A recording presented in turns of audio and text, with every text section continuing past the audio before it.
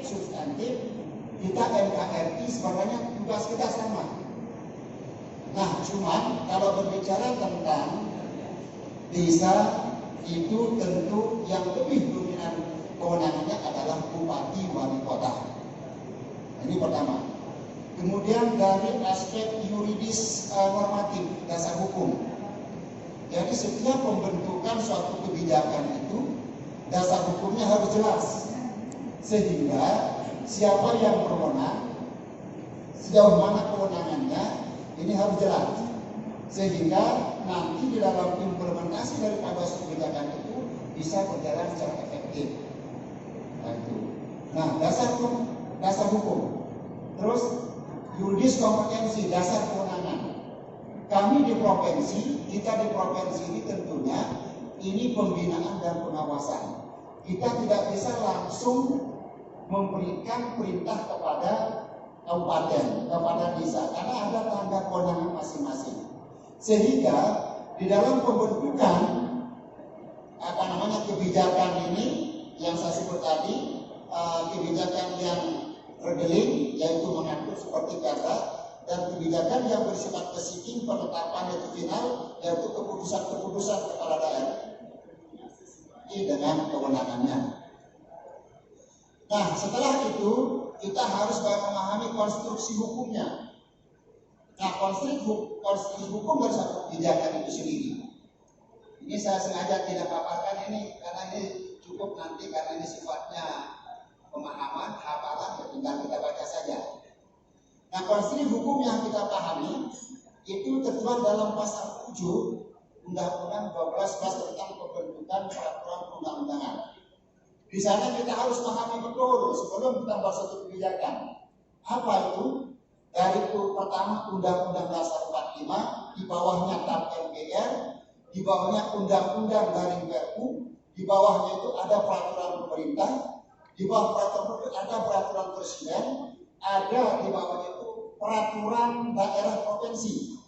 Di bawah peraturan daerah provinsi adalah peraturan daerah kabupaten kota. Nah, ini satu yang masih belum masuk dalam konstitusi hukum kita, yaitu peraturan desa sesuai dengan Undang-Undang Desa Nomor 6 2015. Sebenarnya ini harus masuk ya, karena apa? Semua hukum-hukum yang ada di desa itu harus ada peraturan desanya. Peraturan, sebab kebijakan-kebijakan yang di desa itu tentunya nanti akan ditetapkan oleh kepala desa bersama DPD. Kalau di kabupaten, bupati dengan DPRD kabupaten. Kalau kita di provinsi, gubernur dengan DPRD provinsi. Nah, mengapa konstruksi hukum ini wajib kita pahami? Karena ini berkaitan dengan bagaimana kita membentuk suatu kebijakan itu nanti dari pasal per pasal, dari ketentuan umum sampai kepada pengundangannya. Nah, ini bapak-bapak, ibu-ibu, sehingga ini saya yakin konstruksi hukum dari aspek kewenangan, dari aspek normatif dasar hukumnya, ini saya yakin ini rancangan peraturan daerah yang akan kita definisikan ini, kajian hukumnya sudah komprehensif. Sebagaimana kita pahami, kajian-kajiannya itu tentunya sudah luar biasa dari aspek filosofi, sosiologis, yuridis maupun dari aspek ekonomis atau lainnya. Sebab semua itu juga ada pertimbangan ekonomisnya. Itu tergantung dari konteks daripada substansi kebijakan atau hukum itu sendiri. Nah, saya langsung kepada lembaga adat. Jadi lembaga adat desa ini merupakan lembaga yang menyelenggarakan fungsi adat istiadat dan menjadi bagian dari susunan asli desa yang tumbuh dan berkembang atas prakarsa masyarakat. Dan ini diakui keberadaannya oleh hukum, yaitu hukum tertulis dan hukum tidak tertulis. Nah, sekarang ini sesuai dengan Permendes, coba anukan saya Undang-Undang Nomor 16 supaya dari aspek yuridis normatifnya, dasar filosofis yuridisnya ini kita paham betul. Nah, ini coba lihatkan saya di Undang-Undang 14 terkait turunannya. Sebab dari Undang-Undang undang-undang itu kalau KPMP tentu filosofinya Undang-Undang Dasar 45, begitu juga Undang-Undang Garing Perpu, filosofinya UUD 45 juga KPMP. Begitu juga kalau kita berbicara tentang peraturan pemerintah, jelas filosofinya adalah undang-undang atau Perpu, peraturan perundang undang-undang. Berbicara tentang pers itu filosofinya adalah undang-undang, bisa juga PP. Berbicara tentang peraturan provinsi, filosofinya undang-undang, bisa juga PP atau Perpres, atau kebutuhan daerah itu sendiri. Begitu juga peraturan daerah kabupaten kota. Nah, dan ini tentang lembaga adat desa ini.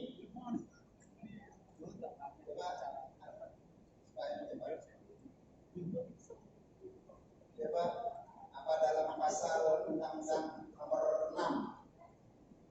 Coba kasih bayar kita yang tadi ini saya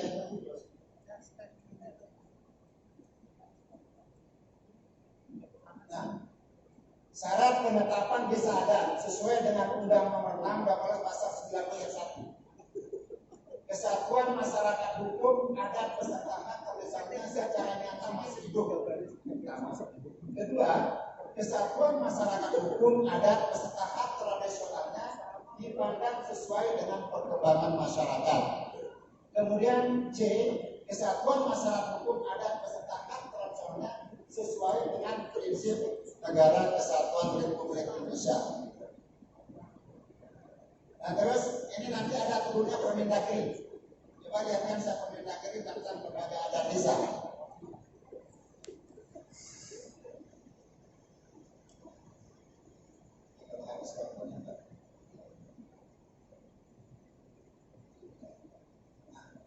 Pembentukan lembaga adat desa berdasarkan Permendagri 18/2012 pasal 9.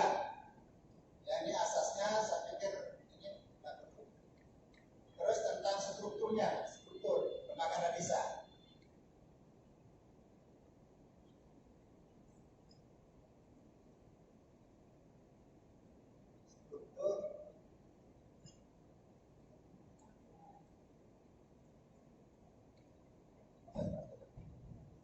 Jadi bapak-bapak, ibu-ibu, nah tadi subuh saya sempat baca tentang rancangan perda kita ini. Karena ini adalah perda provinsi, tentunya yang kita atur itu sesuai dengan kewenangan gubernur. Dan nanti ini mungkin lebih spesifik disampaikan oleh Bapak Profesor, lintas daerah itu, lintas kabupaten kota, sehingga nanti penetapan daripada adat itu nanti ini secara hukum bisa kita tetapkan.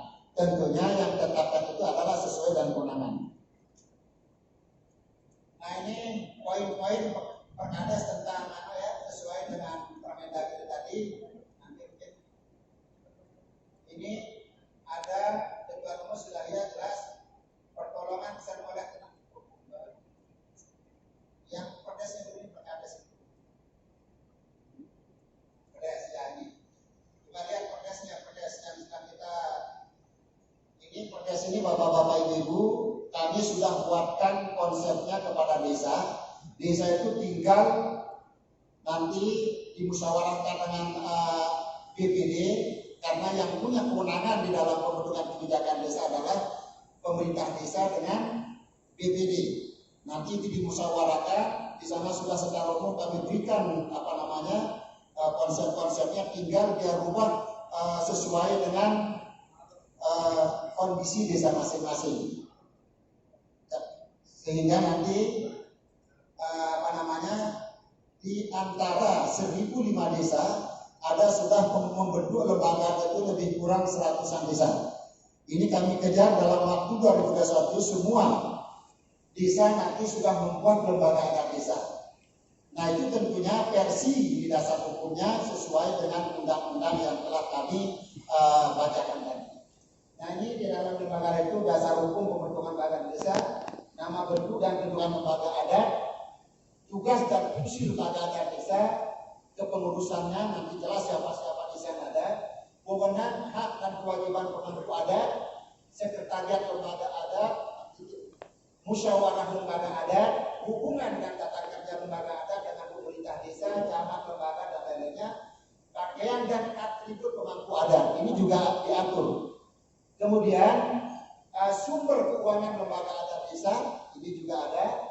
Terus pembinaan dan pengawasan, sanksi dan ketentuan lain.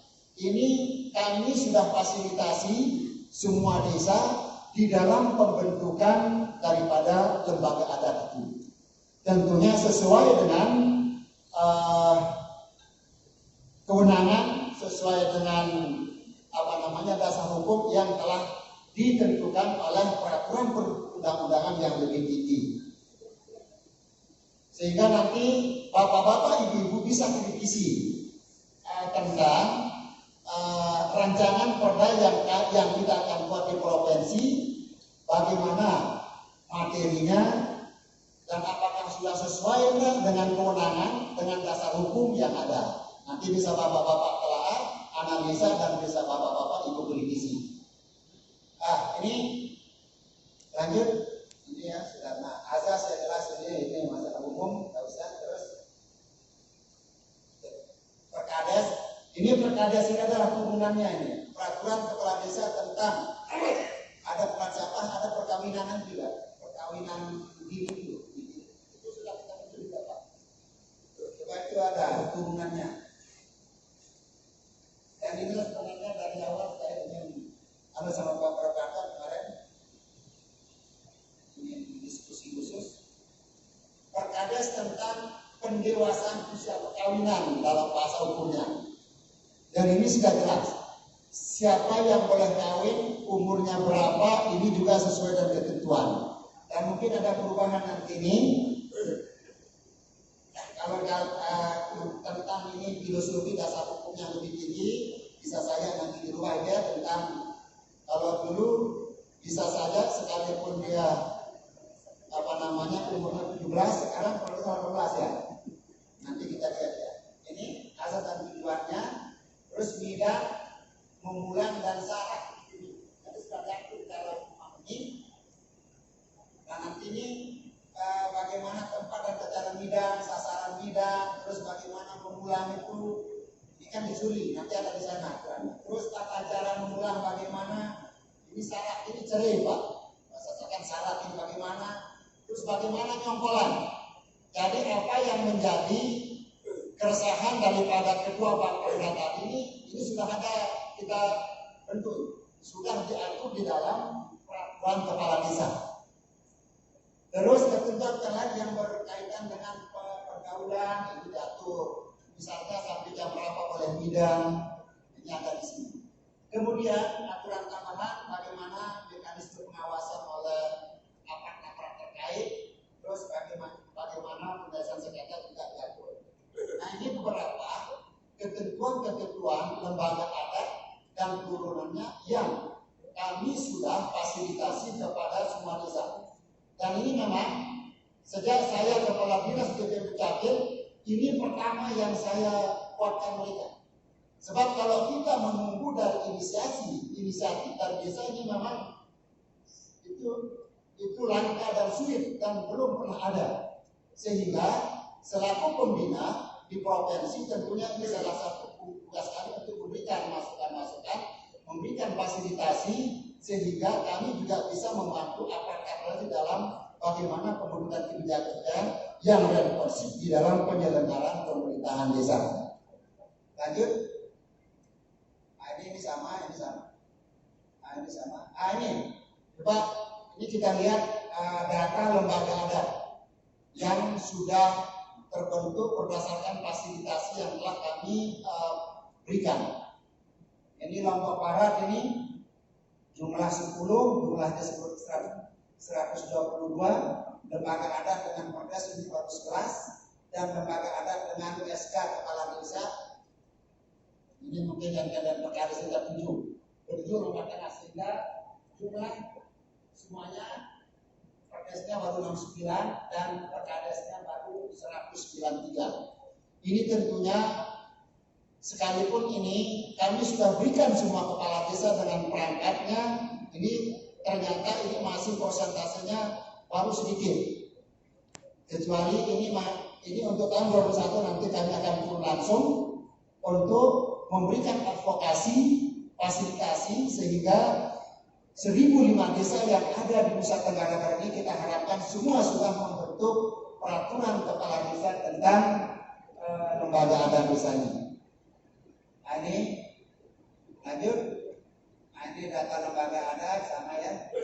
Ini yang sudah berkadas, ini per desanya nih. Ini per desanya tadi itu komunitas berkabupaten. Nah ini tadi sudah ya. Ini sudah desa adat. Nah, apa desa adat sudah? Mungkin ini secara umum Pak Moderator masih ada. Ya, ini katanya sudah lebih waktu saya. Dipersingkat secara umum bagaimana lembaga adat yang telah kami fasilitasi dan bagaimana pembentukan adat sesuai dengan konstruksi hukum yang ada di negara kesatuan Republik Indonesia. Demikian yang dapat kami sampaikan secara makronya. Mohon maaf ada kurang. Wassalamualaikum warahmatullahi wabarakatuh. Terima kasih kami sampaikan kepada Bapak Kadis yang pemaparannya begitu terinci dan komprehensif.